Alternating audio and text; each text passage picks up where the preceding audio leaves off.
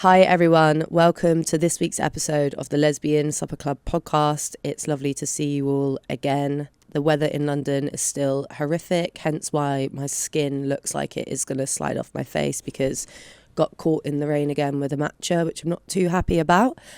But I am very happy and honoured to welcome on today's incredible guest with a really incredible and inspiring story that she is going to share with you today. And so please let me introduce you to the incredible Shell Rowe. Hi Shell, how are you? Hi lesbians. Hello lesbians, yeah, always hello lesbians all across the world. Yeah, I'm great, thank you. How are you? I am, well, other than starting off complaining, which is Yeah. usually what I actually like to do. I don't start it bringing much My like kind love of and girl. peace. It's just like, I'm unhappy, I'm complaining about something, I'm British. Yeah, Got exactly. something to moan about. How are you today? Where have you come from today? Where have you come from? Where did you go? Essex. You've got Come ADHD, from haven't you? Essex, yeah. You have just said that to me, but I was going to clear that My out bad. straight away. Yeah, I've come from Essex. I'm actually from Billericay, so my Okay. claim to fame is Gavin and Stacey. Amazing. Never Didn't watched actually it. film it there. Oh God, blasphemy. I know. Blasphemy. I'm really bad when it comes to things like this, like anything pop culture. People will be like, do you know who that person? I haven't got a clue. Unless it's no. Angelina Jolie, ain't got a clue. Yeah. But I do know that Gavin and Stacey is close to many people's hearts. Yeah. They have a sign in my local park. Pam and Mick came and put a little sign in. So anytime people ask me, I'm like, yeah. Amazing. Okay, that's a pretty good claim to fame, to be fair. Not too bad. So tell us a little bit about yourself, Shell, and tell us kind of why you're here today in a bit of an upfront synopsis. Like, who are you? A shameless plug, if Yeah, you will. please. So I'm a content creator and an author with a book coming out in July 2nd, called Dying to Live. So here to kind of chat about that, and then just my journey with, I basically got diagnosed with cancer when I was 20 and then ended up racking up 4 diagnoses, had a little loyalty card at Macmillan. Wow. I like to say. Not the type of loyalty card one no, would want at no. the age of 20, is it? 5th treatment free. I was like, amazing. Yeah, I had a loyalty club at like all my local nightclubs, which is not quite the same. So. I would trade for that one. Yeah, to be fair. that's fair. Yeah. That's a fair point. Yeah, but that's what essentially inspired the book. Like, ever since I first got diagnosed, I've always loved to write. And I wanted to kind of document that journey, which is what I ended up doing online. And then I kind of was writing bits and pieces all along, and I suppose doing like stand-up bits online and writing things and stuff like that. And it's just like a collection of the lessons that I learned and have learned in the last 5 to 6 years, going through that journey, coming out the other side, doing what I do now.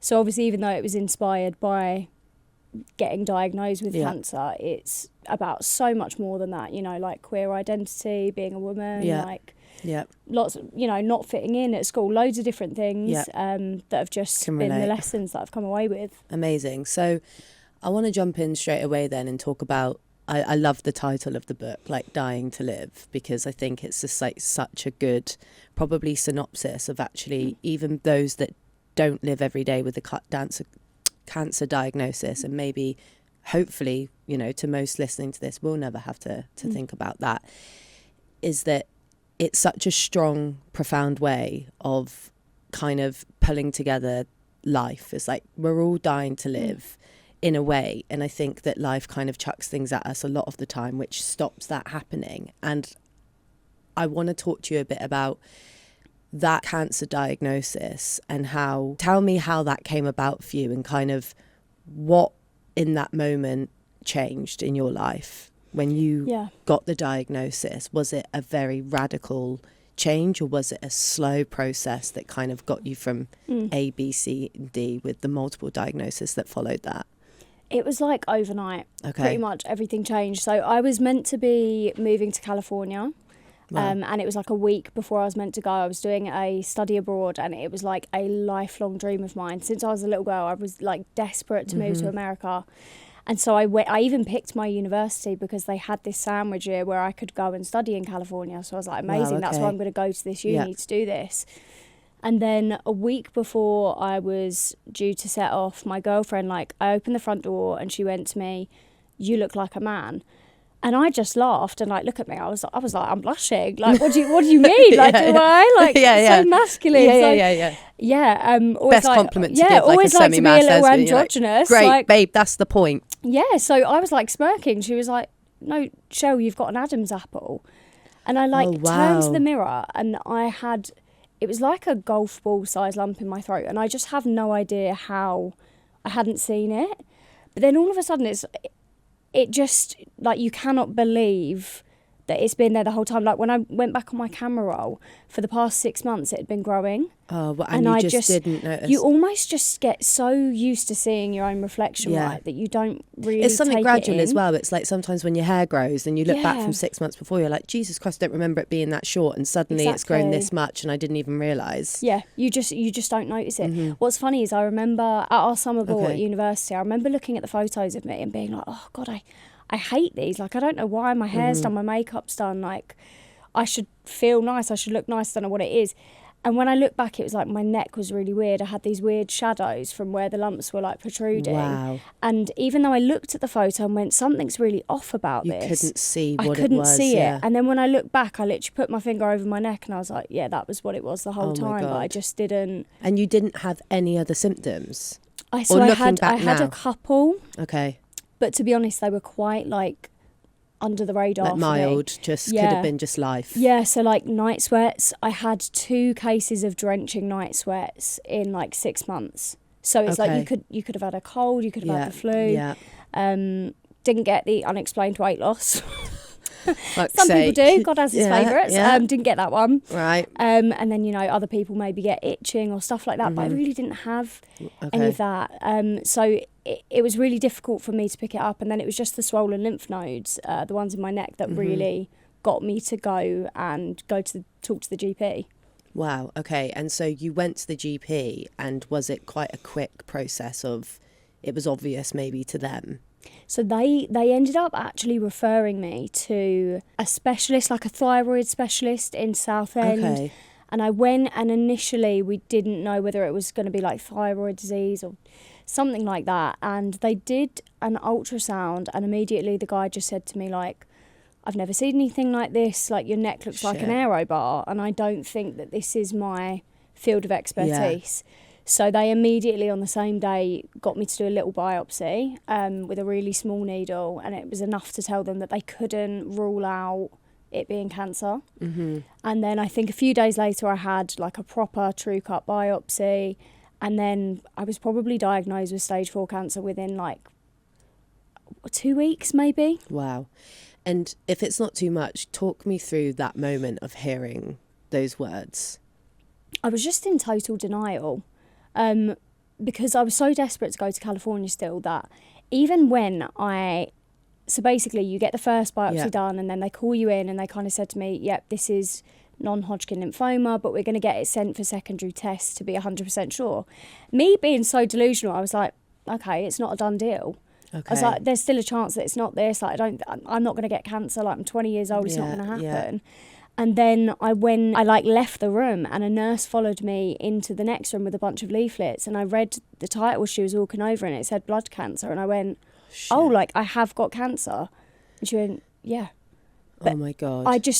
I was completely, like, so I was looking at my flights. You were focused on needing to get somewhere, and this was just like a hurdle of like, oh, this will clear out, and then I'll just go on and live my life. Yeah, exactly. And we were literally in the waiting room. Me and my dad were like, put the flights in the basket, and then when we come out, we're going to buy it straight away. That's how, like, head in the clouds I was. Total denial. Didn't think it could happen to me. And then even then, this is in between that period of the first biopsy and the second one, I actually said to the doctor, is there any way we can just delay this? And I go to California and I'll come back in 3 months. Sorry. And how crazy is that? And what's quite scary is he actually said to me, okay, if you really want to go, you can go. Come back in 3 months at Christmas. We'll do the biopsy, and then we can figure it out. And I was already stage 4. I was already... And they were going to let you go?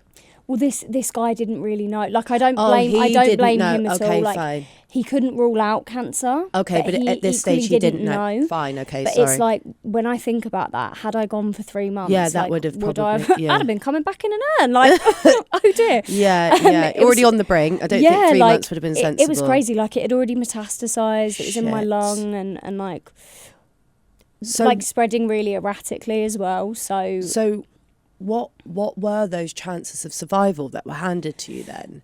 Did they give you stats? Because I know that sometimes they don't like to do that now.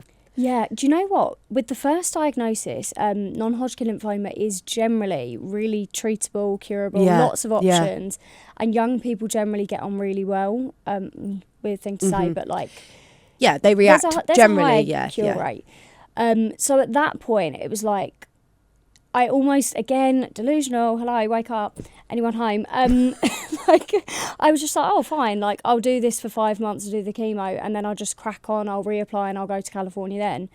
And then it wasn't until the diagnosis, like, kept on racking up, and it got to a point where they said that I had a 30 to 40% chance of survival, and if the treatment that I was doing didn't work, they said that I would have months to live, which, again, was like, oh my God, what is going on? Because I knew people with lymphoma who had a 10-year prognosis. Yeah. So I just that was those the point are some where I pretty went horrific like, oh, odds this for a is 20-year-old.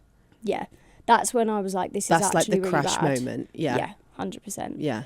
I just didn't really want to ask before. Like, I think we all just wanted to live in this little bubble where, of course, everything is going to be okay, and like this doesn't happen to people like me. But and I'm sure that past that point, then you got into the treatment and started the process of your cancer treatment. What did that look like for you? Because it's ironic, actually, as you sit here and talk to me now, you're like tapping your head saying like, hello, is anyone home, blah blah blah. But it seems to me that actually probably a lot of the radical positivity and almost actually the naivety maybe is probably what carried you through in such the incredible way that it did. And I'm like a massive believer, and you might be like, again, like, fuck off, Scarlett, this is medicine and don't apply that stuff. But mind over matter and all of those things, our cells listen to us. One of the biggest causes of cancer is stress. Like, we know that. And so I remember watching the videos and the creating that you were doing online at the time. And I'm not saying that it was all, you know, sunshine and rainbows and things, but it was very obvious by the way that, and I'm sure you're going to say, when I put the phone down and behind closed doors, Scarlett, it wasn't always like that. And I 100% understand. We allow people to see what we want them to see. And there's a way of like putting yourself online, especially during those really difficult times. But do you think that you were able to maintain throughout that journey a level of optimism and positivity, and almost like kind of tying into the title of the book, hunger for life, that kept you focused on, I'm just going to get through this? Yeah, absolutely. I'm such a firm believer, and that is what the book is essentially all about. Belief and the power of belief, because I think sometimes it doesn't even matter what the objective truth is. Yes. Because our beliefs make things true. Our beliefs may start in the mind, but they become real because the actions that they inspire exist in the real world. Yeah. And so that positivity, like, to be honest, a lot of people in the cancer community don't love it. You know, a lot of people maybe say toxic positivity, and I think everyone is entitled to have their own journey and way of doing it. You know, exactly. Different strokes for different folks. But for me, I wholeheartedly believe that I would not have got through that time had I not held on to that optimism, that positivity, in actively trying to seek the silver linings. In, like, you have to say to yourself, you have to, oh my God, I'm going to lose my hair, but all right, what's the benefits of losing my hair? No bad hair days. Yeah. Because when you're left with no other choice and you're on the ground, it's like, awful way of putting it, but you're either going to go up or you're going to go under, right? So when you're left with those decisions and you're at that crossroad of life, it's fucking brutal, but there is only one way to go. And I think what's incredible, and I want to start talking about the chapters of the book, because I love every headline that you've got for the chapters of the book. And we were saying this before we started recording, is that you can apply this to actually any scenario in your life. It's like, obviously some things in life are worse than others, aka we can't compare losing your job to a stage 4 cancer diagnosis. Let's just make that clear, everyone, and I'm not trying to do that by any stretch of the imagination, but the application of that radical optimism and believing that something's gonna come out of this one way or another, and it will change you and shape you in one way or the other, and you'll see life potentially different after this, is kind of the only way that you can probably push forward. Otherwise it is just gonna take everything from you more than what it already has. Absolutely. You have to fight so hard because you lose so many things with cancer. Yeah. You know, there was a point in time I hadn't left my house in a year because it was COVID as well. Yeah, because this is when I remember seeing your videos, and I remember thinking at the time, fucking hell, double whammy, like, damn, do you know what I mean? Like, fully. You're definitely not God's favourite, which actually goes against everything I say, because I always say God prefers lesbians, and you're actually messing up that line for me. And I'm thinking, damn, did he really mean what he said in the Bible about gay people? Yeah. You do start to sit there and question. Yeah, well, I'd like to say most of the gays I know are thriving, so it is just you. Clearly you've done some probably fucked up stuff in a past life. Yeah, it's nothing to do with you being gay.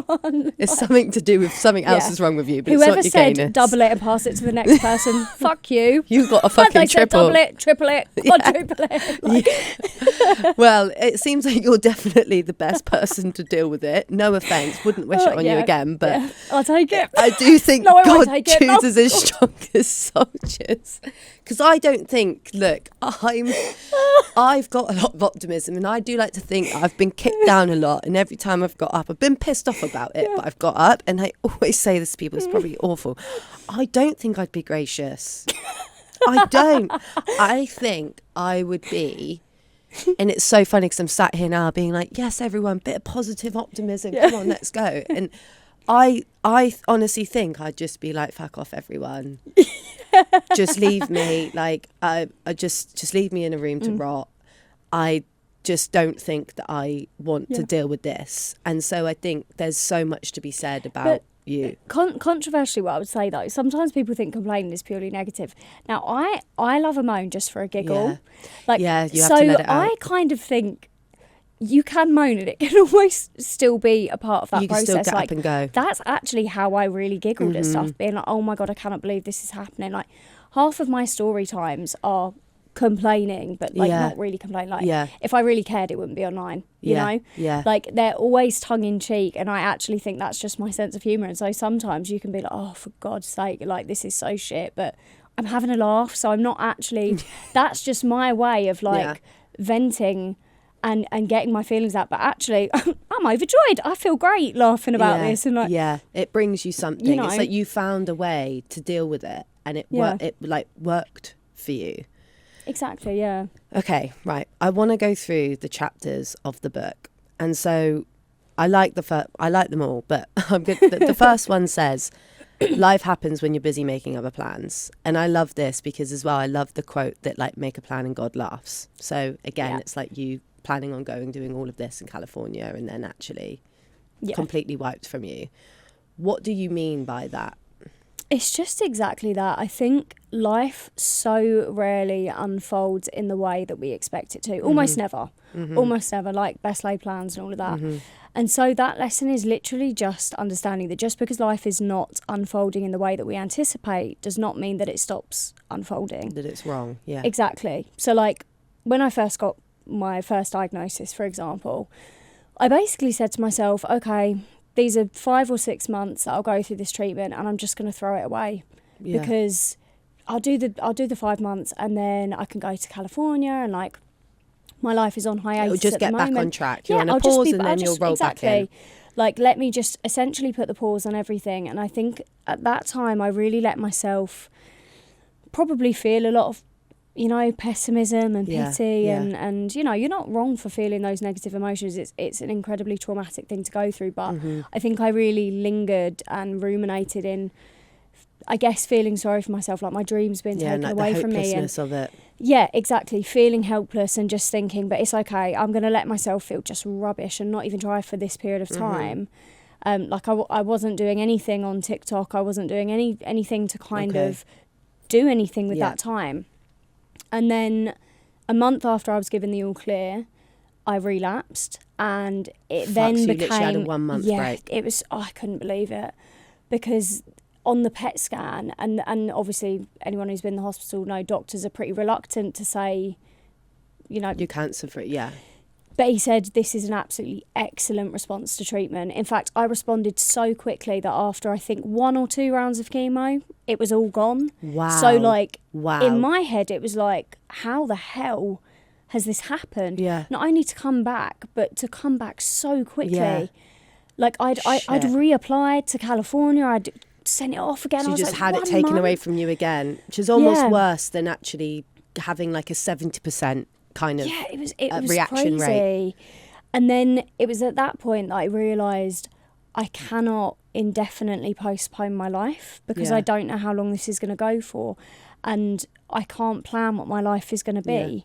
You know, like I don't know where I'm going to be in 6 months. I don't know what I'm going to be doing, but the beauty that came out of it was, as time has gone on, maybe not so much when I was really in the thick of it with the cancer, it became really exciting to me to not know the direction my life was going to take. Like, if you would have told me 5 years ago that I'd be sitting here doing this or publishing a book, like I just would have... And I feel like so many people say this, but I truly never, ever would have believed that. And it was only through learning to go with the flow of life and just be receptive to the opportunities that were opening themselves up to me that I've really learned to love the unpredictability of it and thrive in it. I was going to ask that. Is that something now that you're still able to kind of position in your day-to-day life, which is letting go of outcomes? Because it's like an internal monologue I have with myself a lot, which is like... same thing, you know, if someone had said to me 2 years ago your life is going to look like what it looks like today, I would have laughed in their face, and I'm sure I'll do the same for next year as well.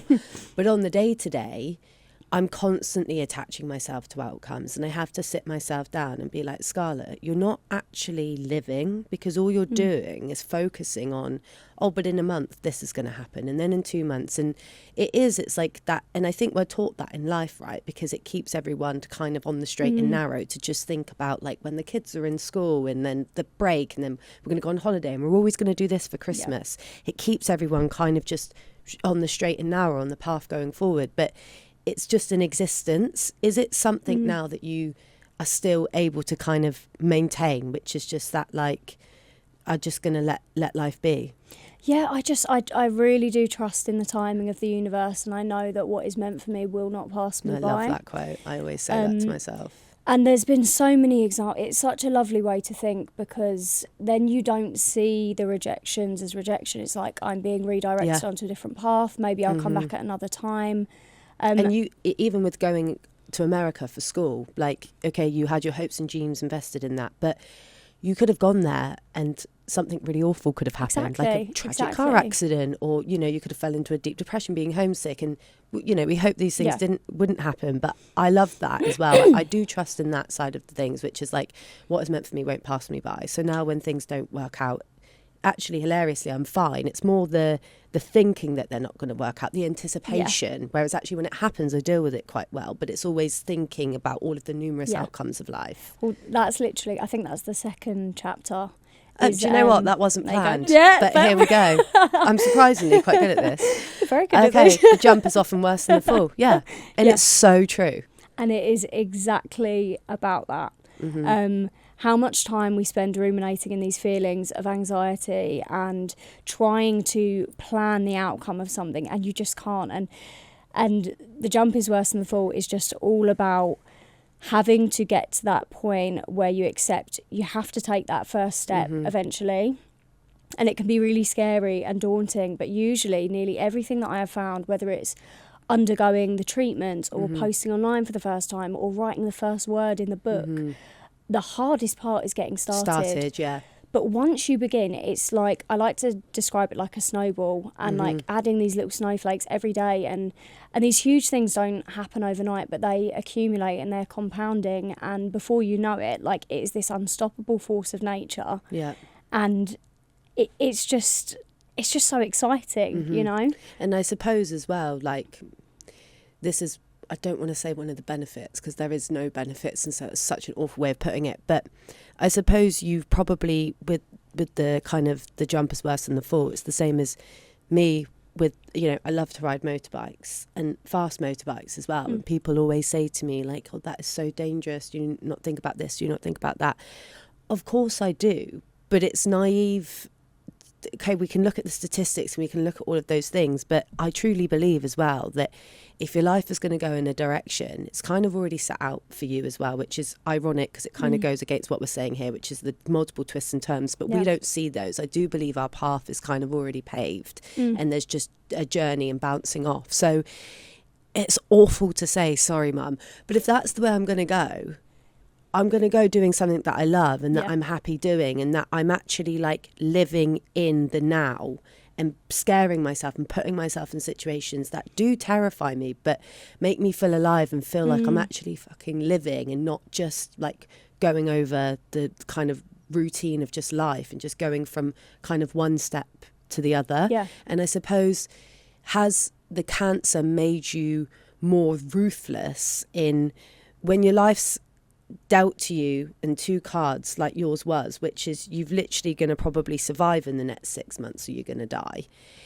Has that given you that strength now that probably no life's fall can compare to that? Yeah, absolutely. I mean, it was really weird at the time because it came to a point where, and this sounds weird to say, but it almost felt like a bit of a superpower of it. Suddenly, it was like a wake-up call, and it gave me permission to do all the things that I had been so terrified to do before, because I thought, what's the worst thing that can happen? This is the worst. This is the worst. You're so far down, it can't get any worse. Yeah, there's something really liberating about literally being at your rock bottom, and I think it's the psychology of it, of just every step that I take, I'm building, and like I have nothing left to lose. I can only gain from everything that I do here. And so you become more bold, you become braver, you do things that maybe you in your comfort zone in a time of stability you would never do. And so there are these like hidden silver linings, which is what I love to focus on. That is what the book is about, of drawing strength from, okay, maybe I'm at rock bottom, but how can I use this to my advantage? Like, let's do some crazy shit. Yeah. And I find as well, it like removes the bullshit of life as well. Like a very, very good friend of mine, close person in my life, was diagnosed with cancer last year, like a rare type of breast cancer, and in May last year, actually. And I went through that whole journey with her, like nearly every single hospital appointment, every single chemo appointment, emergency surgery, like pituitary gland no longer working, that nearly killed her. And it's awful to say, and I'm not trying to make it about me, but when she got that cancer diagnosis, I was still living in kind of like a really depressed state in my own mind. And kind of when she got that diagnosis and I sat next to that situation and watched that happen, everything else in life became so minor to me. And I was just like, oh my God, like, why do I care about all of these things? Or why do I care what's happening over here, or what this person's doing, when her life is literally here right now and she can't go anywhere or do anything outside of this? And it kind of really lifted me out of the mental state that I was in, because I was just like, how not selfish, but how kind of self-deprecating for me to be focusing on these things, which in comparison are just absolutely nothing. Like someone that I love and care about so much could die. And that's all that mattered in that moment for that period of my life. I literally just cut off everything else. Like I didn't care.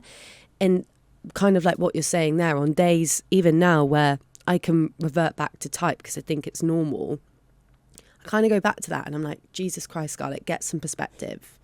And it is again almost like a blessing in that way when you experience these really difficult hardships. And this goes out to anyone listening, you know, losing a family member, being diagnosed with any condition that you've got to live with that may be lifelong, and it kind of hitting hard every day, is that we still have to kind of have that optimism and that fight within us, and trust and learn from what can come from it, which can be truly beautiful, actually. Yeah. I'm so grateful for the perspective that it's given me, and I really wouldn't trade that for the world, because it's had such a lasting impact on how I view my life.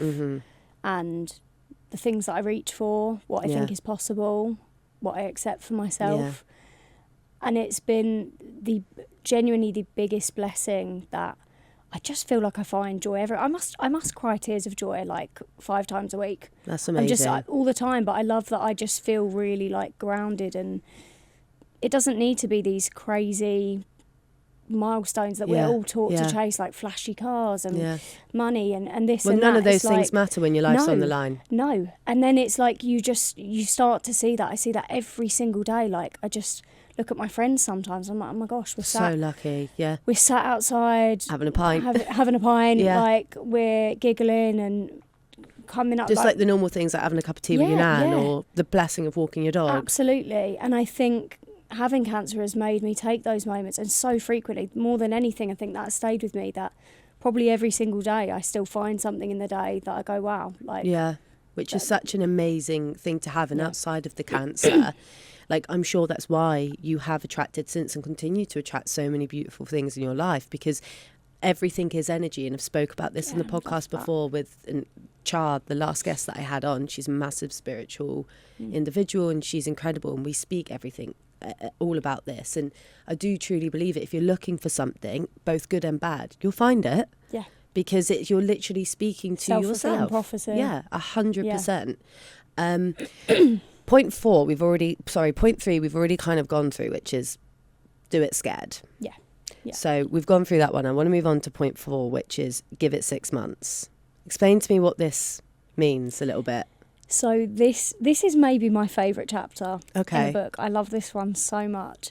And it's basically one of the biggest lessons I learned about cancer, and I guess not just cancer, but life in general. I couldn't really decide, like, life is so rarely fits into the categories of black and white, and we can rarely ever limit things to the binary of good or bad.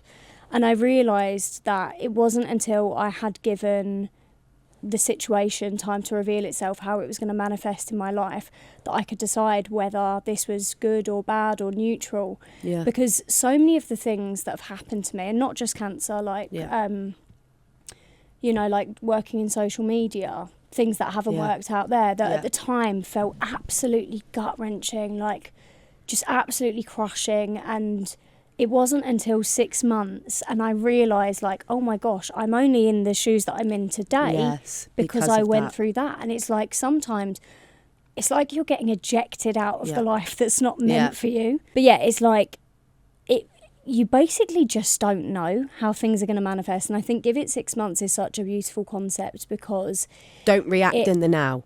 Yes. Let life pass through you. Yeah, and I think, sure, in the very first moments, let yourself feel angry or frustrated or upset, but then also leave room to understand that in the wider scheme of things, it's like the butterfly effect, Okay, maybe you didn't get this job, but maybe that's opening a door for you that wouldn't have been possible. You wouldn't have made the decisions, you wouldn't have acted so courageously or been as bold if you didn't lose your job, if you didn't, and I know obviously it's a very difficult time to go through something like that, but it's just having that inner belief and trusting the universe, basically. Exactly that.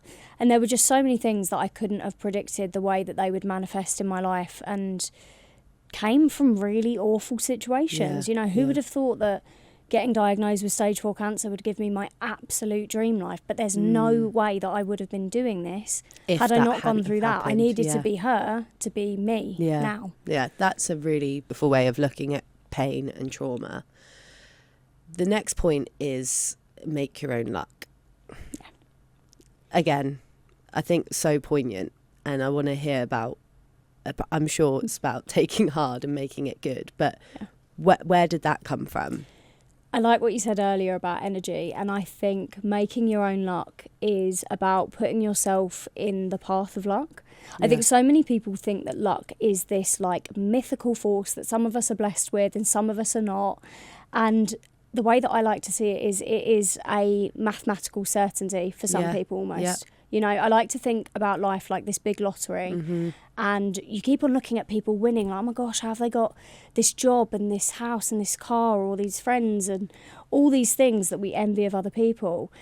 And it's like, the way that I see it, the people that have those things are probably just the most persistent and driven and just unyielding. I see these quotes on TikTok now and on like Instagram reels where it's like, it will work out because I'm absolutely mental. Yes, and it's exactly so that. true. It's like, you have to be so insanely convicted that your life is going to go in a certain way and you're going to get the things that you believe in, that no other option is possible. And like, kind of like what we touched on earlier, when you start to think in that way, it is like, you don't even realise the little steps you take, but it's like a set of dominoes. You take one step and then the kind of fall gets faster and faster, because once you're living in that psychological state of optimism, of radical optimism and just insanity, actually, it kind of has to go that way because you're creating that environment.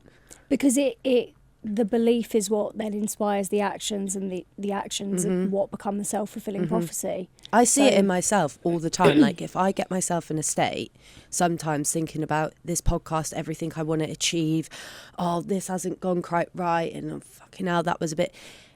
Then it all starts happening around me. Because I'm then seeing, and whilst I'm on the topic of that, that's a shit show as well. And whilst I'm on the topic of that, and then more shit comes through the door. Whereas actually, when I go through, and it's life's a journey, and you're going to have your down and then you're going to have your up. I try and focus on like an 80-20, because I think that's just like normal state of being. But when I'm then living in the opposite side of it, like, fucking hell, this is amazing. Look at what I've built. Look at what me and Freya have built. Look at, we're going to Barcelona tomorrow to do an event. We're sat here, like, that's incredible. More than walks through the door.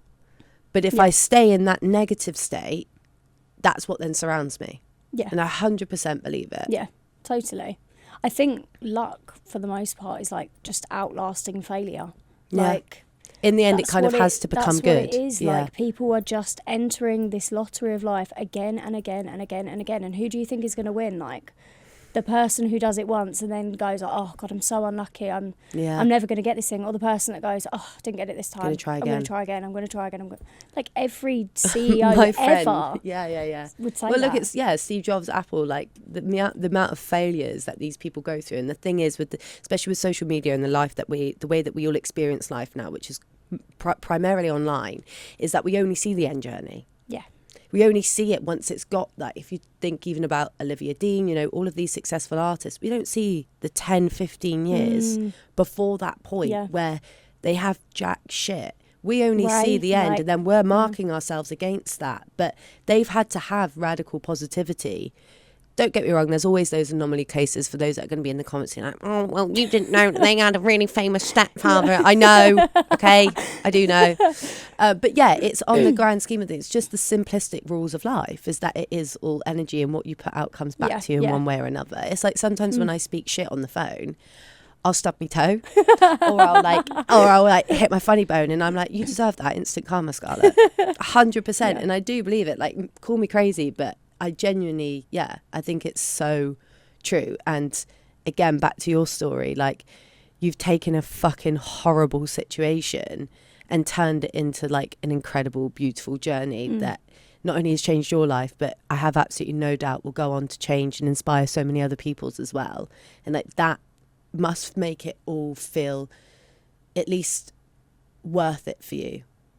Yeah, I mean, it's been so rewarding, and I think this book has been the most rewarding thing that hopefully I will be able to help people. Like, people will always message me and kind of ask, how do you stay positive? How do you get through this? And replying with a single message just never felt like enough. Felt like I really wanted to actually explain to people. And also sometimes it's nice to hear examples, because we all say these things and you think, oh yeah, right. But like, I've really put so much time and energy and thought into this book, and the examples and the details of showing, I don't say the things lightly. I've been in some absolutely horrendous situations, like with the 6 months, give it 6 months, 6 months prior, I was like suffocating in my hospital bed. Like, I had so much water retention. My oxygen level was like 81%, and I was genuinely like drowning in my own body. Like, I was at complete rock bottom, and the chapter kind of speaks about this. So the feeling this. actually makes you feel like you're drowning? I just couldn't breathe. I could barely breathe. Okay. It was the scariest. So it's like a suffocation feeling. Jesus. Yeah, I couldn't get a breath, and it was just the scariest thing that I've ever been through. But the reason I share that story is like I really do understand what it's like to be just at absolute rock bottom. But the point of the book is to show that you can be in these awful, awful positions, and there is still a way out. There is a way through. It's not over until it's really fucking over. Until the light goes off. Yeah. There's always something you can do. Yeah. Yeah. That's totally how I feel. Yeah. Yeah. We've kind of touched on the next part as well. This isn't intentional, but clearly we've both been experts at this. I want to talk about point 7, which is growing old as a privilege. And again, I really love this one because, again, it's something I torture myself with every day, is that, like, I'm 31 years of age and I act like I'm, like, 75 with 5 years left. And I have to bring myself back to realisation all the time as well, which is like, Scarlett, shut the fuck up. Like, you have so much, again, not guaranteed, but if things go well, the tarot reader says that the multiple ones I've been to have said I'm going to live a long life. So I'm just going to put that out there. I'm too scared to go to a tarot read. Yeah, I probably wouldn't if I was you. I don't want to know. Actually, stay in that delusion. Just less you know, the better. Yeah. But I think this to myself all the time, and I make these stupid decisions, which is like, well, I can't do that because I'm too old. And I'm like, Scarlett, shut the fuck up. Like, you're literally 31, and also, like, how beautiful is it that your life will move through different chapters as you age? Like, why are you so desperate to stay in your youth as if that's like a guaranteed happy place?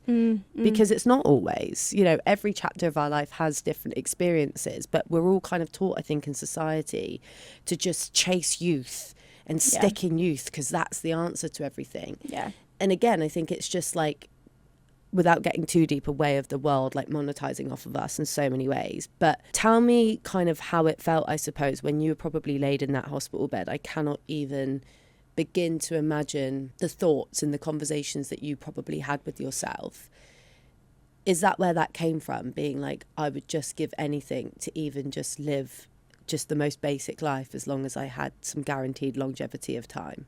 Absolutely. Yeah. Like when I went for my stem cell transplant, I was in there for 3 months, and you just kind of like stand at the window and see people walking by and like walking their dogs and like getting a coffee and just simple, running for the train because they were late for the train, and like they have no idea that you're stood like 16 stories up looking down watching them and just going like, when will that be me?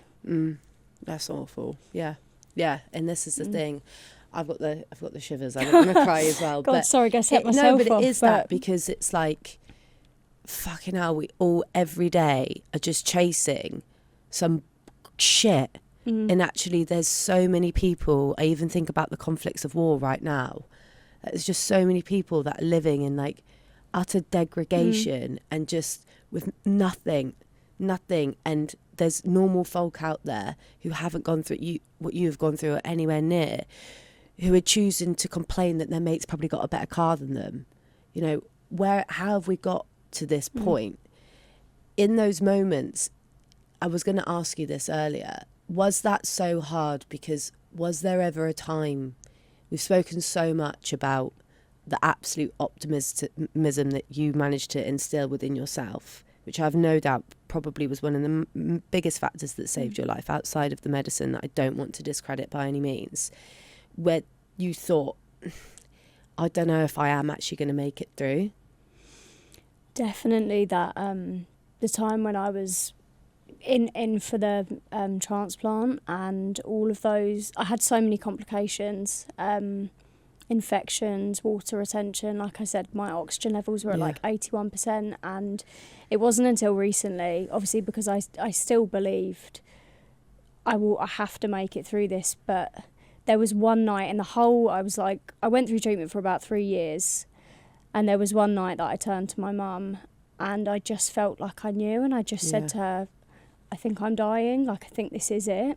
And it felt different. So it felt real to you. Like, it's like I felt my breathing slowing down, my heart rate was so slow, and like it was just really crazy, and that I think everything since then has just become such a gift, and like everything is a bonus. Yeah. You know, like I didn't know if I'd see my 22nd birthday. I spent my 21st birthday getting radiotherapy.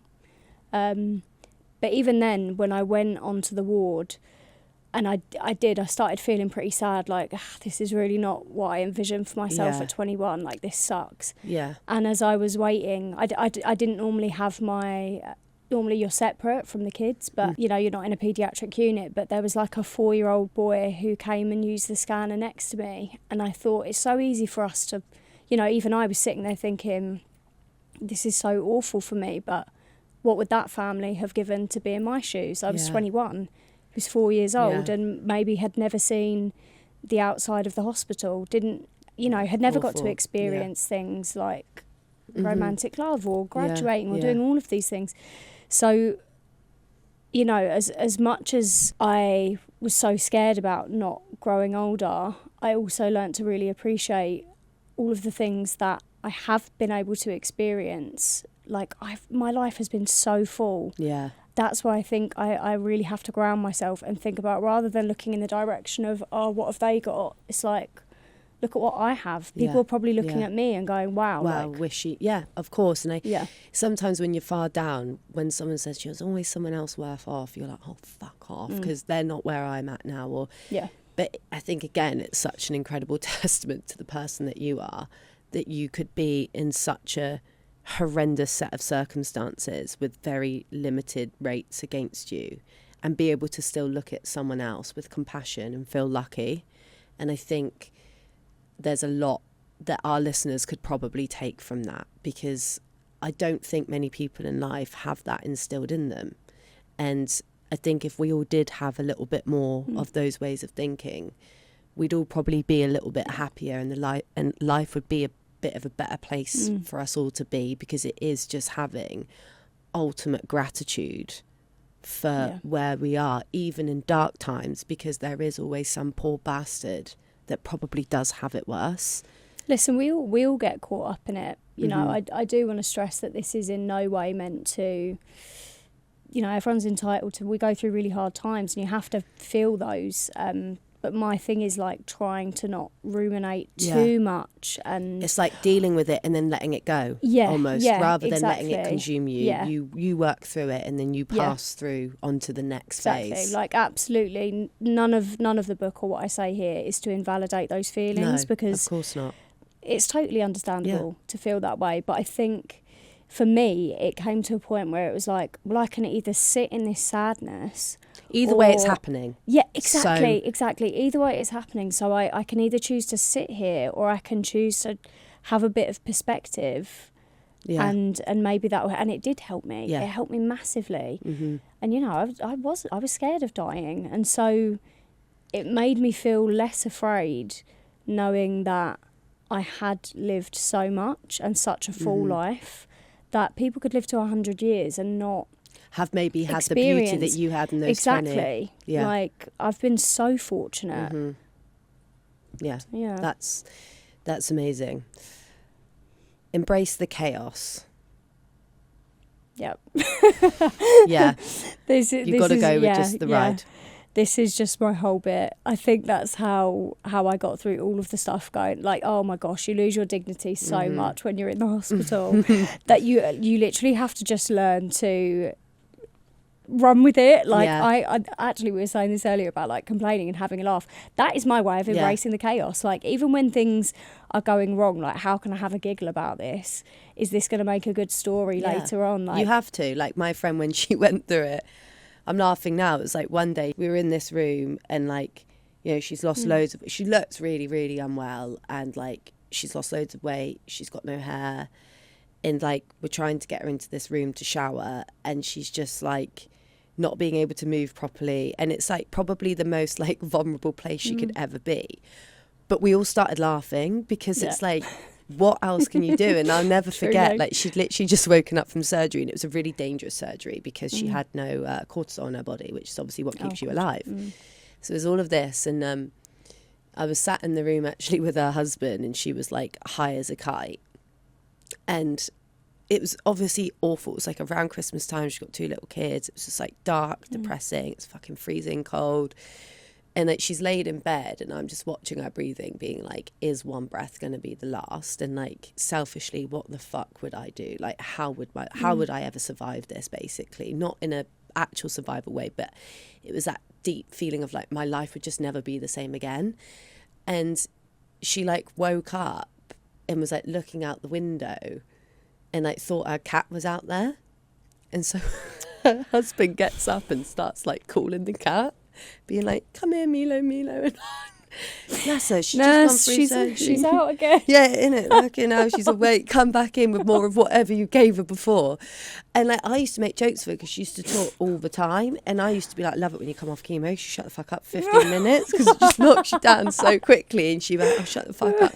But like, you have to have that. Like, you have to just embrace the chaos. And like, we were late to every single appointment. She's ADHD off the chart. And I'd be like, if cancer don't kill you, I will. Because I hate being late. So like, and we had to have that. And I honestly think as well, like, it sounds so awful to stay, and she says the same. It's like, it was a fucking horrendous 8 months, but also probably some of the most like beautiful memories, because you learn to be present in those moments as well, and you really learn what that means. And that's like, even though the circumstances are horrendous, the way that you find joy in those moments feels so joyous. Because the comparison is so stark. Oh my gosh, yeah, so true. So true.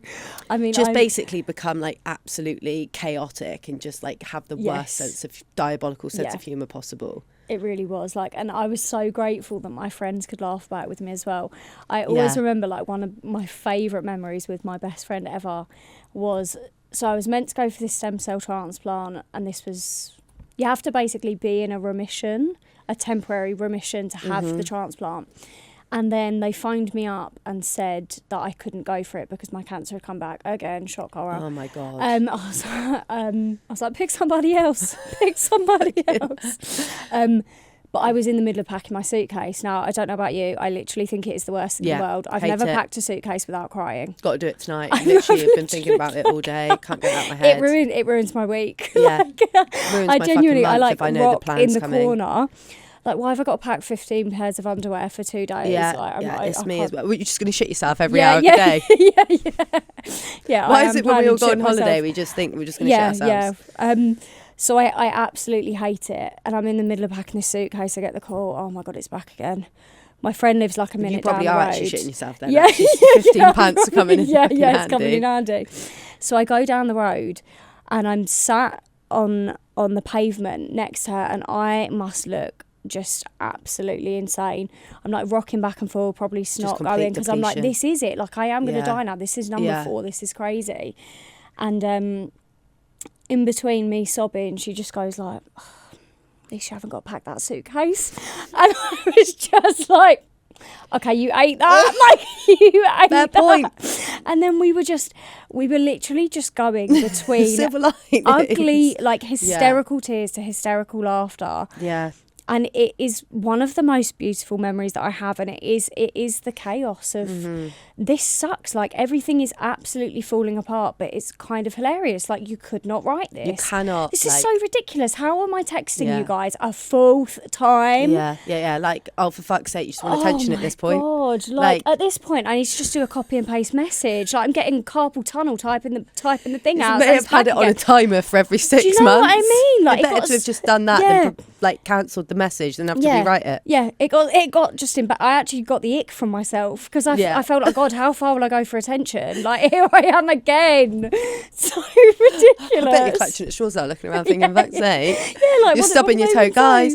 And this goes on to your next point, which is like, don't choose short-term relationships for long-haul flights, basically. And like, your friends are so important, and like the people around you. Again, 2 experiences of my life, one which was the recent mental breakdown, and the other which was, I had a brain bleed back in 2014, and I like was going to die. I didn't know it at the time, but I was going to die. And we were like 17 at the time, and we'd been out on a night out, and I'd got thrown into a metal pole, and it wasn't actually me fighting. 2 boys, I have to clarify this because I can fight if I'm pushed to it, but it's not something I choose to do often.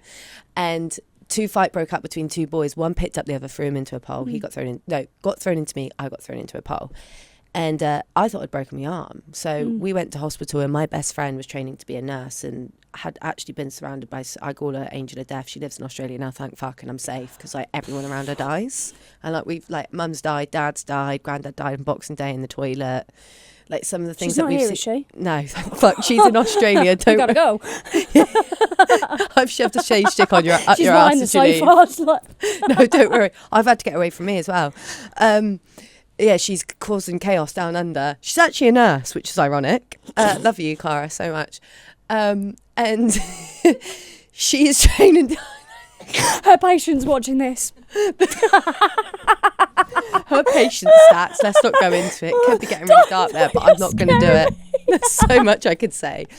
And we go into the waiting room, and I'm like, I'll break my arm, whatever. And she was like, I just knew something was wrong with you. And so they weren't going to scan me. And I've got a blood disorder. And they were like, you have to scan her. You have to scan her. I'm not leaving. I'm sitting my ass on reception until you do it. And then they done it and was like, oh, fuck, you've literally got like 3 hours to live. I was out of it though, because the brain bleed taken over by this point. So I was fuck knows where. I was high as a kite. I was fine. I just remember being wheeled down this corridor and my mum's looking over at me. And I just was like, bye, Mum. Like, See ya. Off I go to the next life. Oh, my gosh. And it was only the next morning when I woke, they must have knocked me out. Well, they would have had to, because obviously the more you move and things, because I've got a blood disorder, they couldn't just take me in for surgery to drain it, because I could have had then a massive eruption. So they were having all these debates. Do they lift me to Royal Bristol Infirmary? Do they drain it? Like, what do they do? They give me platelets and they hope that it shrinks on its own, which is what they ended up doing. And so I wasn't really taking it seriously, and was sat down one day, and my friends came to I was in the hospital bed, and my friends came to pick me up, Cara, actually Angel of Death. This is ironic that I'm going to now say this, and that we were like, oh fuck it, let's sneak out in the wheelchair, like go through the hospital. And as we're like going down one, like some of the hospital, you'll know, like some of the corridors are like that, just got to the top and just accidentally let go of the wheelchair. And so I just absolutely plummet into a brick wall. Like, yeah, I've got absolutely no respect for myself, clearly. And I remember... Sorry, was she pushing it? Yeah. Actually, do you know what? Keep your friends close and your enemies closer. Oh, my God. Is it a coincidence? Yeah, well, who knows, actually, at this point. And I remember she got me back to the hospital bed, and the lady had just been taken in opposite me, and she'd been knocked off of a bike by a 54 bus, and she was literally battered head to toe. Oh, God. And the nurse looked at me and said, how she looks on the outside, honestly, she looked like I don't know how she was alive.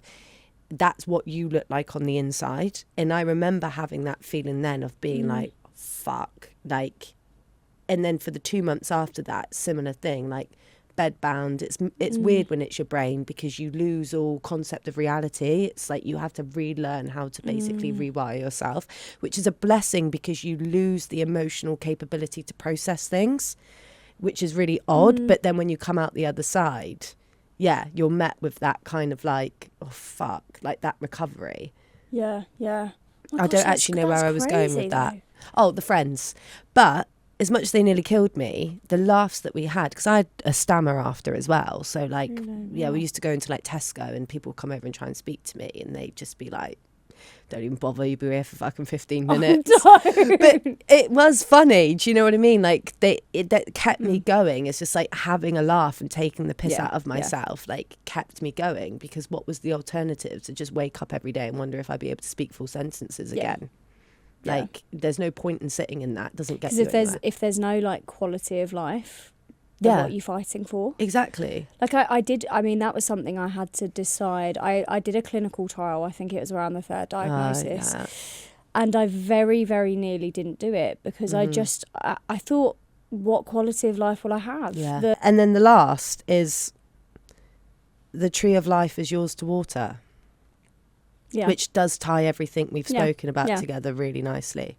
Yeah, it's essentially just about belief, and our beliefs being the roots that keep us grounded and like typical tree metaphor. Sorry, everyone, but it's true. very true. It's essentially just the tree of life is yours to water. Is essentially about our beliefs being the things that anchor us, and it is what has kept me through, like, pushing through all of this hardship that I've gone through. Like, having those beliefs that just keep you centered and grounded is ultimately the reason why I am standing here today.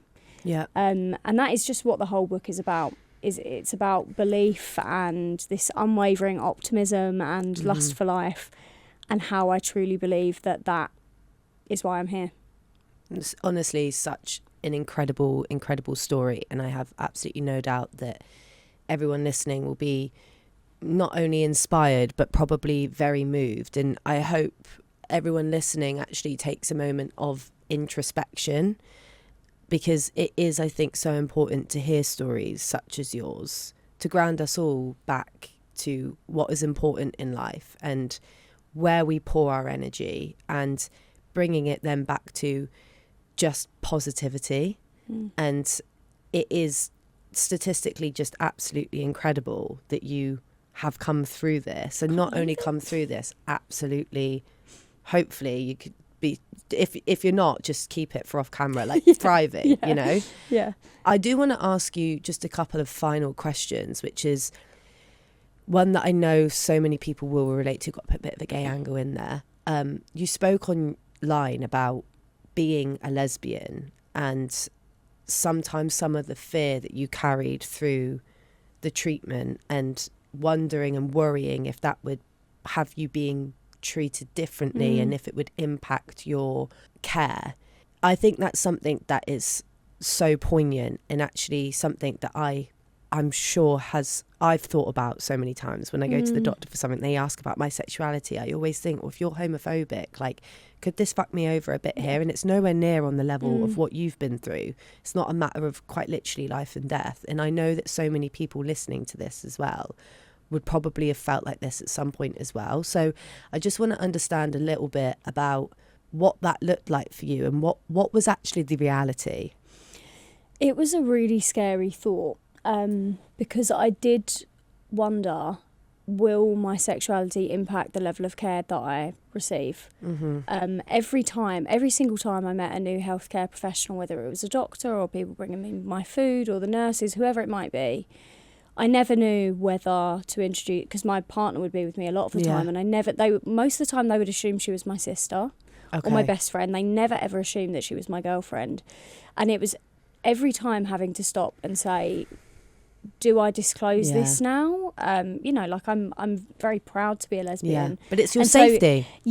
And it was a really scary thing to do, but I decided that I couldn't compromise. You know, I worked so long to be proud of who I am, and I just refused. And I thought, if it comes to that, I've dealt with everything else, I'll deal with this too.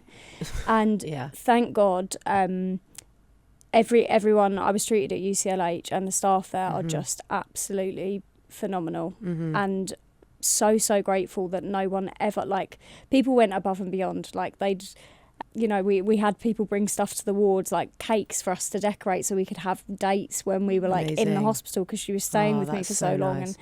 And it gave us a chance to be in a relationship again, and not like she was my carer, because it did kind of feel like that. But the one funny story I do remember about, like you say, when they're trying to assess and they're like, oh, are you sexually active? And as a lesbian, you're like doing the maths. And no. I was like, no, I actually said no, because I thought, I actually don't need to tell you. Because you're going to then say, is there any chance you can be pregnant? No, there isn't. Yes. How do you know? So I just went, oh, no. And she went, excuse me? You're literally dying of cancer. She and she's like, we've got no sex life. And I was like, what is going on right now? Like, she was like, virgin. Oh my God. My God. Talk about kicking someone when they're down. I know. Or she I had hope she personal took a umbrage good with long you. look in the reflection of my she's having bald a look head. at this now. Yeah. And she's having a think about that choice that she made. Why work in healthcare? No disrespect. I know. I do get that. I fucking hate it sometimes when you are, because a lot of them are amazing, right? Most of them are. But sometimes when you meet some of them and they like clearly just hate the general public and like don't want to be there, Yeah. go work somewhere else. Like, why would you choose? I couldn't do it because I know that I've got the compassion, but I know that I wouldn't have the minerals to do it, right? Yeah. So just maybe don't put yourself in that type of role. I know. Like, some of them are the most cold-hearted pricks I've ever met in my life. I used to be like a fucking Red Bull to a rag in some of the hospital rooms, because I'd be like, they just like, yeah, chances are slim. Oh, right, not going to put a sorry on the end. Oh, okay. Do you know what I mean? Just of basic common decency clearly just No. doesn't prevail here. I had a nurse help herself to my hairline. I am being so serious. Do you know what? Perks of the job. Like, what the hell was going through her head? I was like... Do you think they just have to create their own chaos I they think need to talk about in the staff room? She kept on, like, firing shots at me. I was getting Wasn't my shade mate, left, I right and promise. centre. Like, she went to me like, oh, you're so skinny. And then I got on the scales and she went, oh, you actually weigh a lot more than I thought. Hello? And then when I said to her, oh, she went, oh, is your hair still falling out? I went... Oh, well, yeah, that way. It shouldn't be, because I haven't had chemo in like 4 months, but it's still falling out. She went, really? Is she collecting evidence? Why are you? Give me that back. What You've the got hell? some fucking super glue in your black. I know. I need every grain. Can you Bitch. stick that back down? you know what your second book needs? This first book's like really deep, you know, giving everyone optimism for life, spirituality. Or your second book just to be like UCLH taglines. Calling people out. Do you know what I mean? Just like all the shit I heard when I was dying. Yeah. I will take a 10%. Thank you. Yeah, thank you. Yeah. Oh, fucking hell. You've made me laugh so much that I can't remember what the second part of my question was, which probably means that it wasn't that important. Is there anything else that you want to say or share with us today? I do just want to say before you speak that this has been truly such a beautiful, incredible and inspiring episode. And I thank you so much for coming on, just because not only has it been so interesting and moving to hear your journey and how you've dealt with it, I think it also, these conversations are so important, because going back to the very beginning about the diagnosis, you just don't know how many lives you're saving by coming out here and putting yourself out here and being vulnerable, and giving those experiences could maybe send someone to go and get something checked out that could save their life. And so I do just want to say thank you for coming on, and thank you for being so incredible and being so vulnerable, because I know that it probably isn't easy to always have to relive that. And I have now remembered what I wanted to ask you, which is, how do you deal with the fear of the return, potential return? Like, how does it play on your mind? And if so, how do you cope with that? Because I think this can go for anyone who's even maybe been through trauma of any way in their life. It could sometimes always sit in the back. Like, when that scar's been made, it's like, how do you ever really let it go? And I think people would probably find your advice on that very informative. I think obviously you're always going to sometimes have thoughts about that. Yeah. It's going to rise up in you sometimes, but I think for me, I've learned to, like, this book, making my content is like the closure that I think I always looked for, a way to get out all of my feelings, to understand what I went through, to really sit there and think, how do I feel about this? Like, yeah, it's so cathartic. And I think I love my life so much now that I live more in the present, and rather than always thinking, oh God, what if it comes back? What if it comes back? Like, I realistically have no control over that. Yeah. The same as someone could get a brand new diagnosis tomorrow. Exactly. Like, I could walk out and get hit by a car. Yeah. Like, anything could happen.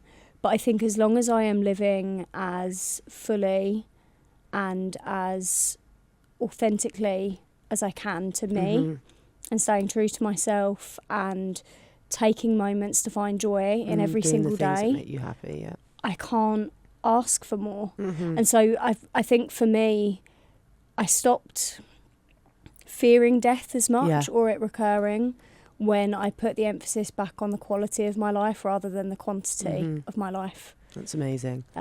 So yeah. That's incredible. And I speak a lot as well about peace on this podcast. And I think what you've described there is what you found is that there's so many uncontrollable variables, but you've made such peace with your journey and the way that you walk through life now. And what you choose is that you work to not have that disrupted, which is incredible. So, Shell, is there any parting words you want to have for the lesers on today's episode of the lesbians of today's episode of the Lesbian Supper Club podcast? Be gay, do crime. Perfect. Do you know what? Say no more. Cut. God, I wish I had something really profound. I feel like I think you've said a lot of profound things, so you could just say, I want to go home now. I would just love to encourage people to sign up to the stem cell register. You can sign up via Anthony Nolan or DKMS. Okay. If you look online, they'll give you the age brackets, but I think from like 16 years old, you can do that. They're in desperate need of donors from ethnic minority backgrounds. They're massively underrepresented on the register, and also male donors. They're most likely to actually get picked to donate stem cells. So don't really know why, but really anyone Amazing. Yeah. sign up to the stem cell register. It saved my life. I failed like 6 treatments, didn't work for me, and then I had a stem cell transplant, and I'm now 4 years cancer free. So incredible. Well, again, thank you so much, and I can't wait to see where this book takes you and what opens up for you going forward in life, because I'm sure it's going to be very, very incredible and very, very beautiful. So thank you for coming on the Lesbian Supper Club today. Thank you so much for having me. Amazing.